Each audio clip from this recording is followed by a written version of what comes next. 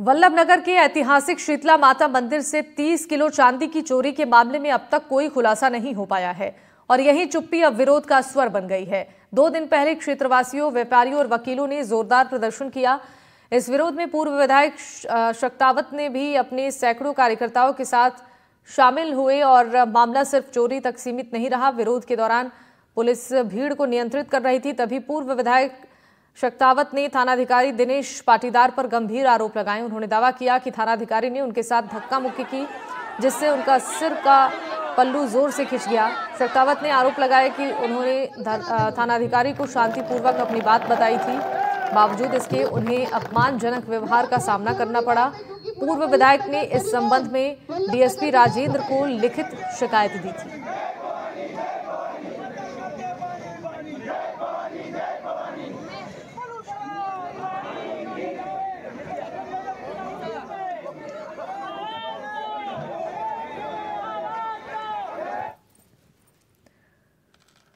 पूर्व मुख्यमंत्री अशोक गहलोत ने वल्लभनगर में शीतला माता मंदिर में हुई चोरी की घटना और पूर्व विधायक के साथ हुए अभद्र व्यवहार को बेहद निंदनीय बताते हुए अपने सोशल मीडिया प्लेटफॉर्म एक्स पर पोस्ट किया है। इस पोस्ट के जरिए उन्होंने कहा है कि सरकार को दोषी अधिकारियों पर तुरंत सख्त कार्रवाई करनी चाहिए। पुलिस पहले चोरी को रोकने में विफल रही और अब इस पर कार्रवाई नहीं हो रही है।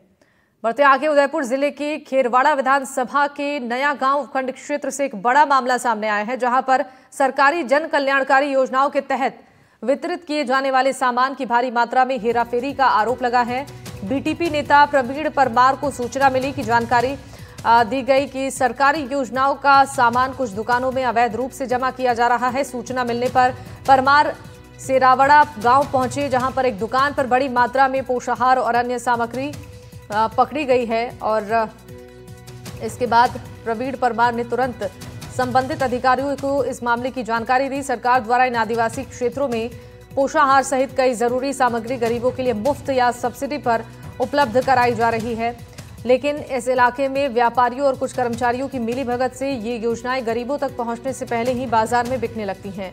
परमार ने प्रशासन से इस मामले की गहन जांच और दोषियों के खिलाफ सख्त कार्रवाई करने की मांग उठाई है।